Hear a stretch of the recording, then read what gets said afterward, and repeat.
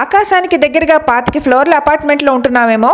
మా విండోస్ లో నుండి ఆల్మాటీ మౌంటైన్ వ్యూస్ అద్రిపోతాయి అనుకోండి. విండోలో నుంచి చూపిస్తే మౌంటైన్స్ ఏం అర్థం అవుతుంది అనుకుంటున్నారా? అందుకే నేను రెడీ అయిపోయి వచ్చేసాను. పదండి మౌంటైన్స్ లోకి తీసుకువెళ్ళిపోతా. ఈ మంచు కొండల మధ్య ఉన్న ఘాట్ రోడ్స్ లో ట్రావెల్ చేస్తూ ఈ బ్యూటిఫుల్ వ్యూస్ అన్ని చూస్తూ మొత్తం ఆల్పైన్ ట్రీస్ తో నిండిపోయి ఉన్న ఈ మౌంటైన్స్ ని చూస్తూ మౌంటైన్స్ మధ్యలో నుండి వస్తున్న ఈ వాగుల్ని చూసుకుంటూ మధ్య మధ్యలో వచ్చే ఈ బుజ్జి బుజ్జి వాటర్ ఫాల్స్ అన్నిటినీ చూసుకుంటూ ఈ మౌంటైన్స్ అంతా కూడా పేర్చబడినట్టు కనబడే ఈ బుజ్జి బుజ్జి ఎల్లో ఫ్లవర్స్ ని చూసుకుంటూ ఇవి చూడడానికి మన చిట్టి చామంతులు కనిపిస్తాయి కానీ కాదు. ఈ మౌంటైన్స్ అన్ని కూడా కలర్స్ దిద్దినట్టు కనిపిస్తాయి అనమాట. కొన్ని చోట ఎల్లో, అలాగా కొన్ని చోట వీళ్ళ తులిప్స్ ఆరెంజ్ ఫ్లవర్స్, కొన్ని చోట ఇలాగా పర్పుల్ ఫ్లవర్స్, ఇవన్నీ కూడా వీళ్ళ నేచురల్ ఫ్లోరా అనమాట.